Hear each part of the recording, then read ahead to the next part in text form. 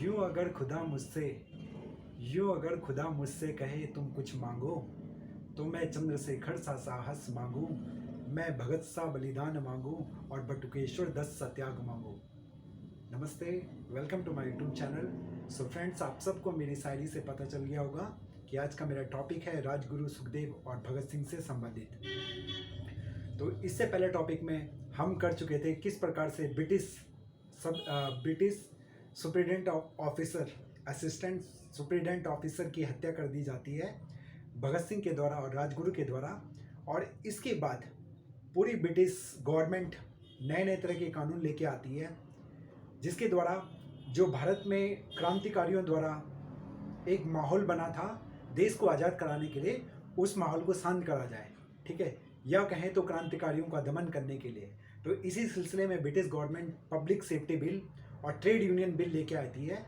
जबकि trade union bill में ये था कि जो भी मजदूर हड़ताल करेंगे उन पे रोक लगाई जाएगी, और पब्लिक सेफ्टी बिल ठीक रॉलेट एक्ट की तरह था, जिसमें नो दलील, नो अपील और नो वकील के बिना किसी कार्रवाई के ब्रिटिश गवर्नमेंट आपको उठाकर क्रांतिकारियों को और जेल में डाल सकती है। तो फिर हिंदुस्तान सोशलिस्ट रिपब्लिक एसोसिएशन के जो भी क्रांतिकारी थे, चंद्रशेखर, भगत सिंह, राजगुरु, सुखदेव, राजेंद्र लाहिड़ी, सूर्य सेन, इन सब ने सोचा कि ये तो बहुत दमनकारी नीतियां हैं और इनको किसी भी प्रकार से हमें क्या करना पड़ेगा, इन बिलों को पास होने से रोकना पड़ेगा, ठीक है। उस प्रकार हम देखते हैं जो आज का आधुनिक पार्लियामेंट दिल्ली में मौजूद है, उस टाइम पे उसको सेंट्रल लेजिस्लेटिव असेंबली कहा जाता था। तो 8 अप्रैल की date Hindustan socialist association, republic association के मेंबर्स के द्वारा रख दी जाती है कि उस दिन हम जाएंगे और इस बहरी सरकार को हम वहाँ पे बम के द्वारा वहाँ पे बम फेंक कर इस बहरी हुई सरकार को उठाएंगे। तो भगत सिंह मीटिंग होती है और डिसाइड होता है कि कौन जाएगा। तो भगत सिंह और बटुकेश्वर दत्त का नाम फाइनल होता है। इसी सिलसिले में 8 अप्रैल से पहले वो 6 अप्रैल को भगत सिंह और अपने साथी बटुकेश्वर दत्त को लेके एक बार उस हॉल में जाते हैं, सेंट्रल लेजिस्लेटिव असेंबली में, और उसका मुआयना, या हम कहें कि वहाँ पे ट्रायल करके देख के आते हैं कि कहाँ पे लोग बैठे रहते हैं, कहाँ पे जो लीडर्स लोग हैं वो बैठे रहते हैं, कहाँ पे खाली जगह है, ठीक है। फिर 8 अप्रैल की सुबह की डेट फिक्स होती है और उस दिन वो वहाँ पे जाते हैं और सेंट्रल लेजिस्लेटिव असेंबली में 11 बजे के करीबन, जिस टाइम पे बिल पास होने वाला था, पब्लिक सेफ्टी बिल, ठीक उस बिल से पास होने से पहले वो वहाँ पे बम फेंकते हैं। फिर उसके बाद हड़कंप मच जाता है। लेकिन ध्यान रहे कि भगत सिंह का और बटुकेश्वर दत्त का, इनका बिल्कुल भी उद्देश्य नहीं था कि किसी को फिजिकली हानि पहुंचाना। इनका मुख्य उद्देश्य था कि जो बहरी सरकार है, जो अंग्रेज राज है, उसको उठाया जाए, ठीक है, कि वो दमनकारी नीतियाँ जो दमनकारी नीति उन्होंने हमारे ऊपर ठोकी हुई है, उसको ख़त्म कर दिया जाए या उसको रोका जाए। तो इसी सिलसिले में हम देखते हैं उसके बाद भगत सिंह और बटुकेश्वर दत्त अपनी क्या देते हैं, ये वहाँ से भागते नहीं हैं, ठीक है, वो अपने को अरेस्ट कराते हैं वहाँ पे, और फिर वहाँ पे इनकलाब जिंदाबाद के वहाँ पे खूब नारे लगते हैं और साम्राज्यवाद मुर्दाबाद, ठीक है, इनकलाब जिंदाबाद, साम्राज्यवाद मुर्दाबाद, इसके वहाँ पे नारे लगते हैं। इसके अलावा भगत सिंह और बटुकेश्वर दत्त द्वारा वहाँ पे पर्चे भी बांटे गए होते हैं, जिसमें इनकलाब जिंदाबाद लिखा गया होता है, और ये लिखा गया होता है कि हमारा उद्देश्य इस बम को फेंकने के पीछे यह है कि जो ये बहरी सरकार है ये उठ जाए। उसके बाद ब्रिटिश गवर्नमेंट द्वारा राजगुरु, सुखदेव और बहुत सारे क्रांतिकारियों को खोजने का प्रयास शुरू होता है, और बहुत सारे क्रांतिकारियों को ब्रिटिश गवर्नमेंट पकड़कर जेल में डाल देती है।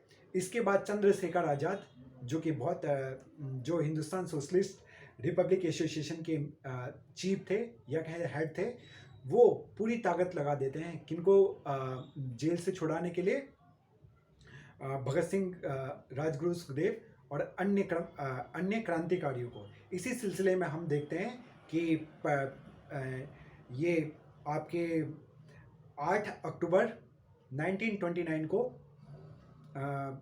ब्रिटिश गवर्नमेंट द्वारा ये डिसाइड किया जाता है ठीक है, न्यायालय द्वारा, जुडिशरी द्वारा ये डिसाइड किया जाता है कि 24 मार्च 1931 को, ठीक है, राजगुरु सुखदेव और भगत सिंह को फांसी की सज़ा दी जाएगी।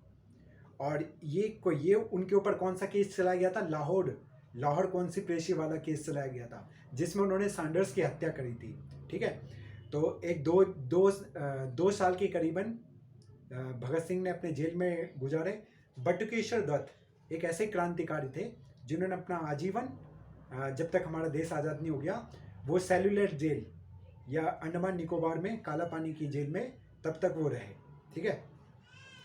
अब उसके बाद भगत सिंह और जो अन्य क्रांतिकारी थे, उनको बचाने के लिए चंद्रशेखर आज़ाद अपनी पूरी ताकत लगा देते हैं, ठीक है। उसके बाद हम देखते हैं भगत सिंह के जो डेट फिक्स हुई थी 24 मार्च 1931, उस डेट से पहले ही ब्रिटिश गवर्नमेंट को जब पता चलता है कि बहुत सारे लोग जो कि क्रांतिकारी, जिसमें क्रांतिकारी भी हैं और कॉमन पीपल भी हैं, तो एक मास लेवल पर बहुत सारे लोग लाहौर जेल की तरफ आ रहे हैं, जहाँ पे भगत सिंह, राजगुरु और सुखदेव को रखा गया था। तो हमें ध्यान रखना है। उसके बाद ये 24 मार्च की डेट फाइनल हुई थी फांसी की, तो उससे पहले ही ये क्या कर देते हैं, 23 मार्च को रात को उनको फांसी की सज़ा फांसी दे देते हैं उनको। और उसके बाद उनके शव को रावी नदी, सतलुज नदी के तट पे वहाँ पे जला दिया जाता है। तो फिर बहुत सारे लोगों को जब जलता हुआ धुआं, आग दिखाई देती है, तो लोगों को पता चलता है कि इन्होंने तो फांसी की सज़ा एक रात पहले ही दे दी, ठीक है। तो इस प्रकार से अंग्रेज़ों ने उस टाइम पे ये भी किया था कि एक दिन पहले ही उनको फांसी की सज़ा दे दी जाती है। अब सवाल ये उठता है कि क्या गांधी जी भगत सिंह को, राजगुरु को, सुखदेव को बचा सकते थे? क्योंकि उस टाइम पे लॉर्ड इरविन के थे, वाइसराय थे, ठीक है। तो कहा जाता है, इतिहासकार कहते हैं कि जो गोलमेज सम्मेलन हुए थे, उसमें उससे पहले गांधी जी ने एक तरह से कहें तो वाइसराय पे दबाव नहीं डाला, ठीक है। वाइसराय पे वो अड़े नहीं उनके सामने कि आपको भगत सिंह के मामले को लेके वो अड़े नहीं, ठीक है। तो जब ये घटना हो जाती है और ब्रिटिश गवर्नमेंट के द्वारा इनको फांसी की सज़ा सुना दी जाती है, फिर बाद में फांसी भी दे दी जाती है, तो इससे बहुत सारे क्रांतिकारियों में आक्रोश था और ये सीधे के सीधे लॉर्ड इरविन को इस घटना का जिम्मेदार मानते थे। वो कहते थे लॉर्ड इरविन को हम क्या करेंगे, हम मारेंगे। और इसी सिलसिले में भगवती चरण वोरा और यशपाल नाम की क्रांतिकारी ने कसम खाई कि हम लॉर्ड इरविन को उड़ाएंगे। और निजामुद्दीन दिल्ली से ट्रेन जा रही थी और इन्होंने लॉर्ड इरविन की ट्रेन के नीचे बम लगा दिया था, ठीक है। बाय फॉर्चुनेट जो पेंट्री कार थी, वो वाला डब्बा उड़ा और जिसमें लॉर्ड इरविन थे वो वाला डब्बा बच गया, ठीक है। तो लॉर्ड इरविन बच गए इस घटना में। इस घटना के बाद महात्मा गांधी ने तीव्र आलोचना करी भारत के क्रांतिकारियों की। उन्होंने यंग इंडिया नामक पत्रिका में, जो उनका जर्नल था यंग इंडिया, उस जर्नल में उन्होंने ब्लास्ट ऑफ द बॉम्ब नाम का एक आर्टिकल लिखा। दोबारा कह रहा हूँ, ब्लास्ट ऑफ द बम नाम का एक आर्टिकल लिखा और इसमें उन्होंने खूब क्रिटिसाइज किया क्रांतिकारियों को कि ये गलत तरीका है, ठीक है, ये गलत है, ये गलत रणनीति है, गलत नीति है, ऐसा तुम्हें नहीं करना चाहिए, इससे हमें स्वराज की प्राप्ति नहीं होगी। ये गांधी जी ने उसमें खूब विरोध करा था। इसके बदले में चंद्रशेखर आज़ाद गांधी जी से बहुत खुश थे और उन्होंने यशपाल से और भगवती वोरा से कहा कि आप गांधी जी को जवाब लिखो, ठीक है, कि क्यों ना करा जाए, क्यों ना वॉयलेंस की पॉलिसी को अपनाया जाए। तो इसके बदले में भगत सिंह और यशपाल ने एक द फिलॉसफी ऑफ बॉम्ब नाम का एक पत्रिका या कहें कि एक किताब लिखी, ठीक है। और इसमें उन्होंने गांधी जी का जोरदार जवाब दिया कि हम करेंगे। और अब भारत में जो है क्रांति के बल पे ही, हिंसा के बल पे ही, बॉम्ब के बल पे ही हम ब्रिटिश राज को ख़त्म कर सकते हैं, ठीक है। तो ये गांधी जी की खूब आलोचना हुई थी। उसके बाद हम देखते हैं चंद्रशेखर आज़ाद ने हर संभव जो प्रयास करा था। और इसी सिलसिले में आपको ध्यान रखना है कि चंद्रशेखर आज़ाद एक ऐसे महान क्रांतिकारी जिन्होंने एक प्रण लिया था, ओथ लिया था कि अंग्रेज़ों के पास कोई ऐसी बुलेट नहीं बनी है जो उनको मार सके, ठीक है, या कोई भी ऐसा अंग्रेज पैदा नहीं हुआ है जो उनको जिंदा पकड़ सके, ठीक है। एक बार की घटना है, उनसे नाम पूछा गया तो उन्होंने कहा था आज़ाद। किसका नाम?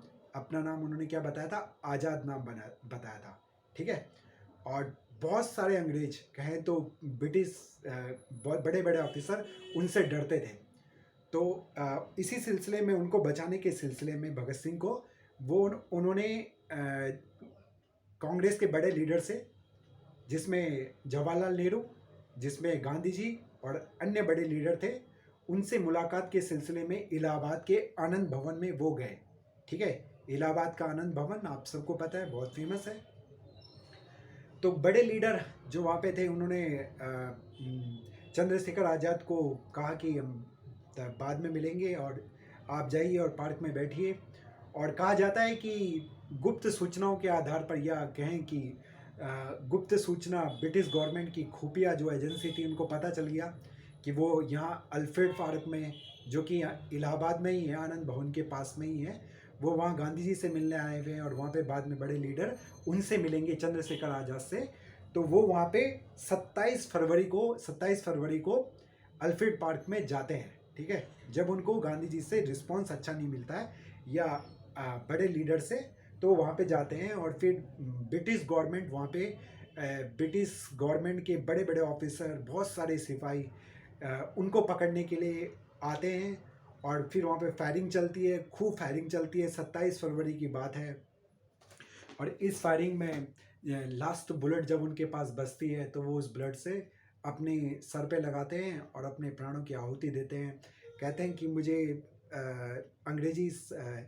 अंग्रेजी गोली से नहीं मरना। ये उनका पूरा क्या था, पूरा एक प्रण था, पूरा लाइफ टाइम का, कि मैं मरूंगा तो खुद की गोली से मरूंगा, ठीक है। तो 27 फरवरी को कहें तो भगत सिंह को बचाने के लिए निकले थे। और उनसे पहले ही मार्च से 23 मार्च को भगत सिंह की मृत्यु हुई थी फांसी की सज़ा के द्वारा। और 27 फरवरी को चंद्रशेखर आज़ाद को मार दिया गया 1931 को, ठीक है फ्रेंड्स। तो क्रांतिकारी जो फेज था, हम कहें यहाँ पे थम जाता है। जो क्रांतिकारियों का एक बहुत बड़ा फेज था, जो बड़े बड़े क्रांतिकारी थे, यहाँ पे थम जाता है। अब बात ये आती है कि बहुत सारे इतिहासकार, हिस्टोरियन इस बात को कहते हैं कि जो भगत सिंह थे, उन्होंने अपने जेल के दौरान, जब वो 2 साल 1929 से 1931 तक जेल में रहे, अक्टूबर से लेके, तो उन्होंने वहाँ पे लेनिन को पढ़ा, लेनिन की जीवनी पढ़ी, बहुत सारे क्रांतिकारियों की जीवनी पढ़ी। और अंतिम समय में जिस टाइम पे भगत सिंह को फांसी की सज़ा के लिए ले जाया गया, तो उस टाइम पे जो ब्रिटिश जो अंग्रेज़ थे आए और उनसे कहा कि चलो अब आपको फांसी की सज़ा देनी है। तो भगत सिंह कहते हैं रुको, अभी मैं लेनिन को पढ़ रहा हूँ और एक क्रांतिकारी दूसरे क्रांतिकारी से मिलने जा रहा है। तो उनके चेहरे पे स्माइल थी, अंतिम समय तक उनके चेहरे पे स्माइल थी, ठीक है। इनकलाब जिंदाबाद का नारा देते हुए उन्होंने क्या करा, प्राणों की आहुति दे दी।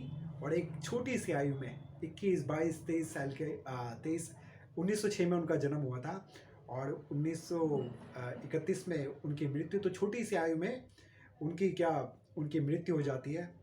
तो ऐसे क्रांतिकारी भारतीय इतिहास में रहे हैं। तो ऐसे क्रांतिकारियों को सैल्यूट करता हूँ।